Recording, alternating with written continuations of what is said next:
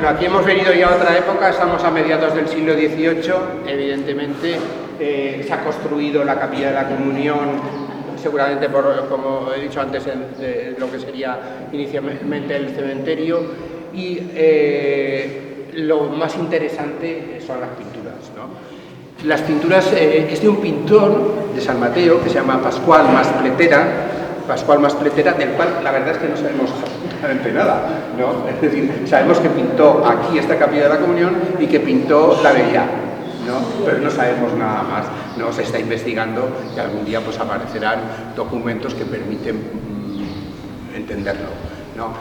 Por lo que se sabe por ahora, y es que realmente puede ser interesante, es decir, no es que sea un gran pintor, pero tiene unos tics muy curiosos, sigue la pintura de los hermanos Guillot, que son unos pintores que trabajan no solamente por la provincia de Castellón, sino que son los que empiezan a pintar en la iglesia de los Santos Juanes de Valencia, que es la iglesia del Mercado, y una iglesia de mucho dinero y de mucha importancia, ¿no? Y siempre con mucho cuidado, porque siempre se busca a los mejores pintores.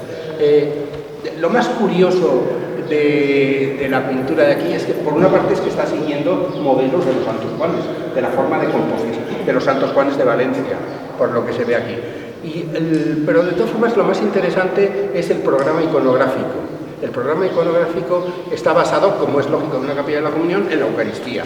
Por ejemplo, en la cabecera vemos a la Santa Cena y arriba es Santo Tomás de Aquino, o sea, mostrando el cáliz consagrado.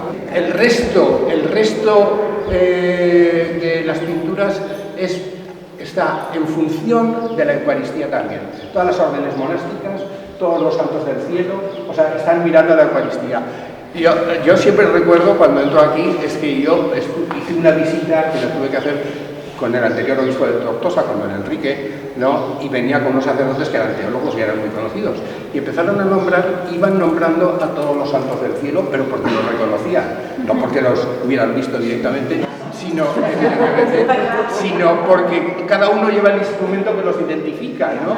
Yo me quedé maravillado absolutamente, pero bueno, parece que son absolutamente todos los santos del cielo y todos los santos del cielo, o sea, hablando de la Eucaristía, ¿no? Es una cosa curiosísima, es decir, es un programa iconográfico que no ocurre con frecuencia. Bueno, también pasa en la Bella, es un programa iconográfico complicadísimo que aquí está en función de la Virgen María, evidentemente, como se supone que es para una ermita dedicada a la Virgen. Pero, o sea, los programas iconográficos estos, evidentemente, o sea, para un pintor se los tienen que dar hechos, ¿no? El pintor no tiene que saber de teología, ¿no? Es decir, que aquí ha habido una persona muy culta que ha dicho, yo quiero que me pintes a todos los santos del cielo, que vaya con allí están los dominicos, allí están los jesuitas, aquí no sé quién y aquí no sé cuánto. Y para que no falte nadie, aquí está Judas con el demonio que lo está estirando los pies de Judas ahorcado, ¿no? Es decir, que es una cosa curiosísima. Siento no saber exactamente quién son todos los santos, ¿no? Pero bueno, supongo que no quedaría creíble, ¿no?